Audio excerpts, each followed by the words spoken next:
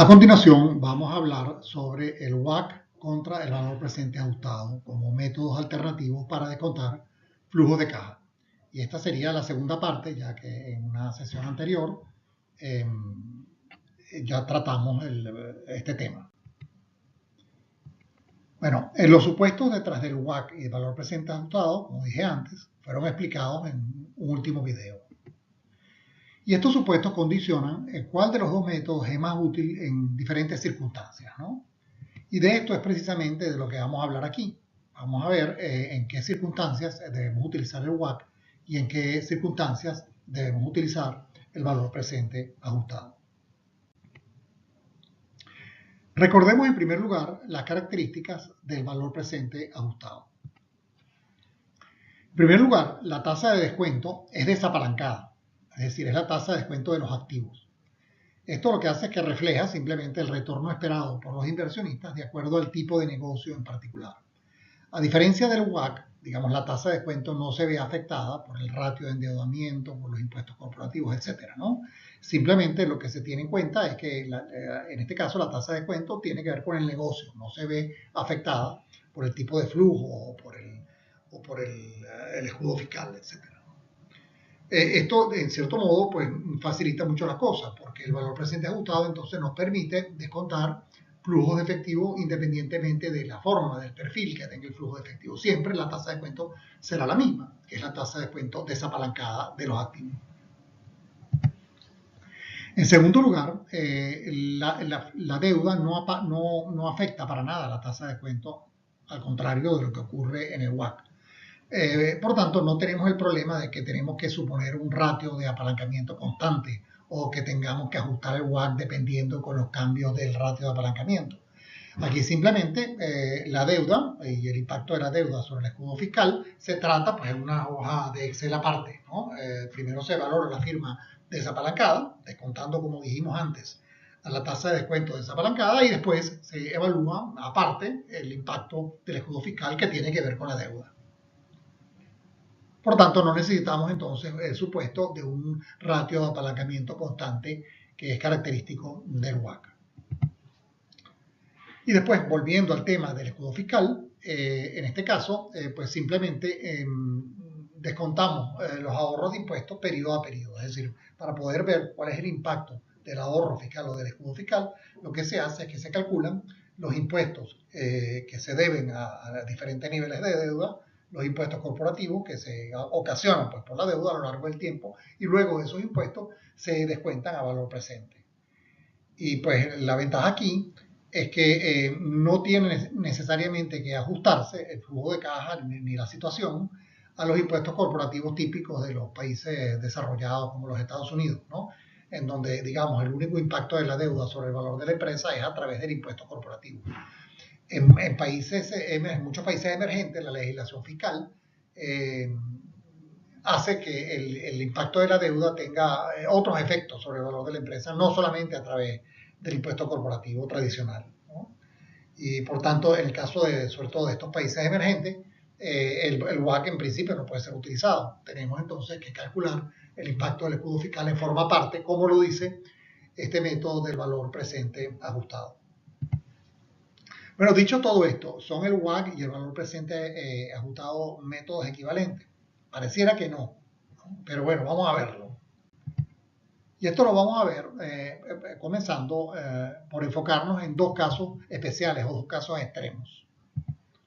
El primer caso es, supongamos que el nivel de deuda de la empresa es independiente del valor de la firma y que es anticipado por los administradores. Es decir, los administradores de la empresa saben cuánto va a ser la deuda de la empresa en cada momento del tiempo, a lo largo del tiempo, y ese monto de la deuda es independiente del valor de la empresa. Es simplemente determinado por la gerencia. En este caso, que obviamente es poco realista, pero en este caso, el valor presente ajustado es el método preferido, ¿verdad? Simplemente el valor presente del escudo fiscal se suma al valor desapalancado de la firma.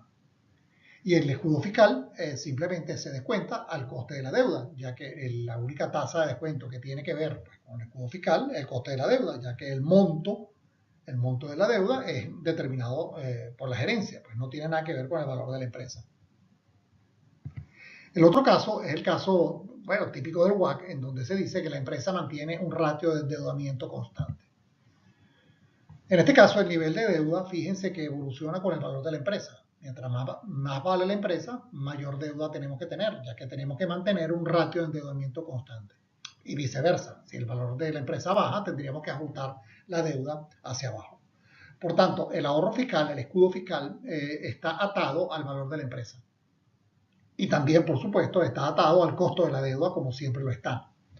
Entonces, el valor, o sea, la tasa de descuento que se aplicaría al ahorro fiscal no está bien determinada, porque no es la tasa de descuento de la deuda. Tampoco en principio sería la tasa de descuento desapalancada. No sabemos cuánto es la tasa de descuento para el escudo fiscal cuando se mantiene un ratio de endeudamiento constante.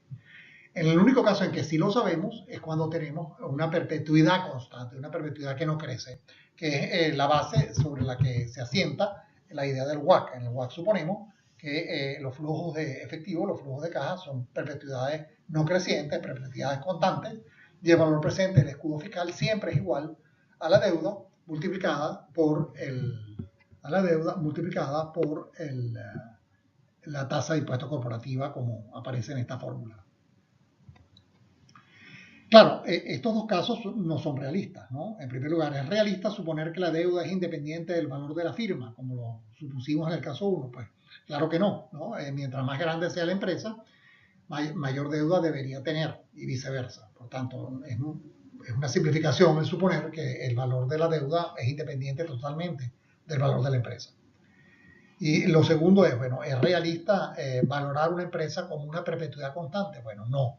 Es muy raro, por no decir imposible, pues, que los flujos de caja de una empresa realmente se ajusten a una perpetuidad constante. Ese es un caso extremadamente especial. Por tanto, estos dos casos son irrealistas, ¿no? ¿Cómo se determina la deuda en la práctica? Bueno, en nuestro entender, el nivel de deuda de una empresa se determina a través de una política mixta de endeudamiento. La gerencia establece un nivel de apalancamiento, llamémoslo mínimo, relativamente modesto, que se mantiene constante en el largo plazo y que depende del valor de la empresa. Mientras más grande sea la empresa, más grande sería ese nivel mínimo de apalancamiento. Al mismo tiempo, la empresa se reserva el derecho, pues, de cambiar ese nivel, de aumentarlo, dependiendo de las circunstancias. Pues. Por ejemplo, si en un país emergente ahí se anticipa una devaluación, pues los administradores aumentarán el endeudamiento para importar materia prima antes de que las divisas se encarezcan demasiado. Este es, por ejemplo, un simple ejemplo, ¿no? Vemos entonces cómo básicamente la política de endeudamiento podemos simplificarla viéndola bajo estas dos vertientes, ¿no? Por una parte, un nivel mínimo de endeudamiento que más o menos depende del valor de la empresa, y después una segunda capa de endeudamiento que es opcional por parte de la gerencia. Por tanto, el nivel de deuda es parcialmente dependiente del valor de la firma y también parcialmente determinado por la gerencia. Y el enfoque es similar tanto en economías inestables como estables, ¿no? Simplemente en los países más inestables, el colchón de endeudamiento que depende de la gerencia será mayor. En países más estables, el colchón de endeudamiento que depende de la gerencia será menor. Por tanto, la mayor parte de la deuda será determinada de una forma automática en relación con el valor de la firma, como lo dicen los textos de finanzas corporativas tradicionales, ¿no? Es decir, que los textos de finanzas corporativas tradicionales se adaptan un poco más al caso de empresas estables en países estables, empresas consolidadas en países estables, donde este segundo colchón, pues, de endeudamiento, segunda capa de endeudamiento, pues no es significativa. Claro, esta práctica de que el endeudamiento viene de estas dos fuentes plantea un problema tanto para el valor presente ajustado como para el WACC, ya que la tasa de descuento del escudo fiscal obviamente no está definida en ninguno de los dos casos, ¿no? Porque otra vez la tasa de descuento depende por una parte del valor de la empresa y por otro lado del coste de la deuda, pero no sabemos realmente cuál es la tasa de descuento a aplicar en el caso del ahorro fiscal. Bueno, afortunadamente el profesor Fernández del IES propone un enfoque que aquí llamaremos el enfoque de dos flujos de caja, que yo creo que soluciona el problema. Él plantea que la dificultad para seleccionar una tasa de descuento correcta para el escudo fiscal radica en que el valor del escudo fiscal no resulta realmente de descontar un único flujo de caja como solemos hacerlo, ¿no? Calculamos simplemente los impuestos que nos ahorramos al pagar intereses y lo descontamos. Él dice que realmente esto no se debe hacer así, no se debe hacer como el descuento de un solo flujo de caja, sino que el valor del escudo fiscal es realmente la diferencia de valores presentes de dos flujos de caja de riesgo diferentes. Él lo que plantea es que en primer lugar tenemos que calcular el valor presente de los impuestos de la firma desapalancada, es decir, cuántos serían los impuestos que pagaría la empresa si no tuviera deuda y hallar el valor presente de eso, ¿no? Y después calcular el valor presente de los impuestos de la firma con deuda apalancada y hallamos el valor presente allí. La diferencia entre esos dos valores presentes nos daría el valor presente del escudo fiscal o del ahorro fiscal. Los impuestos de la firma desapalancada, es decir, la que no tiene deuda, se descontarían a la tasa de descuento de los activos, ¿no? Que nosotros hemos llamado RO en estas presentaciones. Y los impuestos de la firma apalancada se descontarían a la tasa de descuento patrimonial, ¿no? Y si el nivel de deuda cambia durante el tiempo, pues habría que ajustar esa tasa de descuento patrimonial RE dependiendo de los cambios en el nivel de endeudamiento. Siguiendo este procedimiento, entonces el valor presente ajustado arroja el resultado correcto en todos los casos. Es decir, que el valor presente ajustado no soluciona el problema. Siempre podemos utilizar el valor presente ajustado para hallar el valor de la empresa desapalancada, descontando los flujos de caja desapalancados después de impuestos a la tasa RO, y después aparte calculamos el valor presente del escudo fiscal simplemente por este método de los dos flujos, ¿no? Por este método de diferencias. Veamos un ejemplo a continuación del cálculo de este valor presente del escudo fiscal. Imaginemos una empresa como esta, ¿no? En donde tenemos una tasa de impuesto corporativa del 3%, del 30%. Una tasa de descuento patrimonial RE del 20% que la vamos a suponer constante en este caso por simplicidad. Y vamos a suponer también una tasa de descuento desapalancada RON del 15%. Y supongamos que pues, estos son los estados financieros proyectados pro forma para el año 1, 2 y 3. Tenemos ventas, costo de ventas, ganancia operativa, depreciación, EBIT, que es Earnings Before Interest and Taxes, intereses, Earnings Before Taxes, impuestos y Earnings After Taxes, ¿no? Bueno, ¿cómo hacemos el cómputo entonces del valor presente del escudo fiscal aquí? Bueno, en primer lugar, comenzamos con la primera parte aquí, donde calculamos el valor presente de los impuestos de la empresa apalancada, ¿no? La empresa apalancada es la que tenemos aquí. Pues sabemos que los impuestos que paga la empresa apalancada son 25.50 en el año 1, 24 en el año 2 y 52.50 en el año 3. Pues simplemente transcribimos esos impuestos aquí y hallamos el valor presente de estos impuestos simplemente descontando a la tasa RE, que hemos supuesto constante en este caso. Es decir, descontamos al 20% y eso nos da un valor presente de 68,30 en el momento cero. Pero en la segunda parte es calcular el valor presente de los impuestos de la empresa desapalancada. Bueno, allí simplemente partimos del EBIT, Earnings Before Interest and Taxes, que sabemos que es 100, 100 y 200 para cada uno de los 3 años. Luego aplicamos la tasa de impuesto corporativa, que es 30%. Sabemos entonces que si no tuviésemos deuda, pagaríamos impuestos de 30, 30 y 60 en cada uno de los años, ¿no? Años 1, 2 y 3 respectivamente. Bueno, aquí simplemente calculamos el valor presente descontando estos impuestos desapalancados a la tasa desapalancada del 15% y obtenemos un valor presente de 88,22. Entonces el valor presente del escudo fiscal será simplemente la diferencia, será 88,22 menos 68,30. El valor presente será 19,92.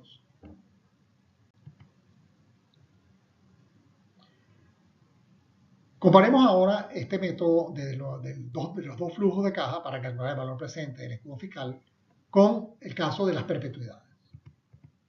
Bueno, Fernández demuestra que bajo el enfoque de los dos flujos de caja, en el caso de perpetuidades constantes, que es el caso del WACC, el valor presente del escudo fiscal es precisamente igual a DTC. Es decir, se puede demostrar que si tú descuentas los impuestos, como lo explicamos anteriormente, en el caso de perpetuidades no crecientes, el valor presente del escudo fiscal será D multiplicado por la tasa de impuestos corporativa, que es exactamente el mismo valor que arroja el WACC. Es decir, que siempre que tengamos flujos de caja que son perpetuidades no crecientes, si aplicamos el WACC funciona, y si aplicamos el método de los dos flujos de caja para calcular el valor presente del escudo fiscal también funciona, nos da exactamente el mismo valor. Fernández también demuestra que bajo el enfoque de los dos flujos de caja, el valor presente del escudo fiscal de una perpetuidad creciente, ¿verdad?, viene dado por esta fórmula que está aquí. Esto es interesante porque el valor, la perpetuidad creciente es lo que normalmente suponemos para efectos del valor terminal. Y entonces, si queremos calcular el valor presente del valor terminal utilizando valor presente ajustado, también lo podemos hacer. Pues simplemente calculamos en primer lugar el valor presente de los flujos de caja desapalancados utilizando la tasa de descuento de los activos y después calculamos el valor presente del escudo fiscal de la empresa utilizando esta fórmula, porque esta es la fórmula que correspondería a la perpetuidad creciente. Y bueno, ¿qué significa esta fórmula? Bueno, básicamente aquí lo que tenemos es que el valor presente del escudo fiscal viene dado por la deuda en el año N+1, es decir, el primer año después del horizonte de proyección, multiplicado por TC, la tasa de impuestos corporativa, y después multiplicamos por RO sobre RO menos G, donde RO es la tasa de descuento desapalancada después de impuestos y G viene siendo la tasa de crecimiento nominal de los flujos de caja. Entonces, ¿qué podemos concluir? Bueno, concluimos, en primer lugar, que WACC solo es válido para descontar el escudo fiscal cuando el flujo de caja es una perpetuidad constante. Y esta es una situación poco real. El valor presente ajustado es válido siempre, y siempre que el escudo fiscal sea descontado siguiendo el enfoque de los dos flujos de caja propuestos por Fernández. Por tanto, el valor presente ajustado conjuntamente con el enfoque de los dos flujos de caja es la manera más correcta de descontar los flujos de caja libres de una empresa. Bueno, y esto es todo lo que queríamos compartir con ustedes hoy.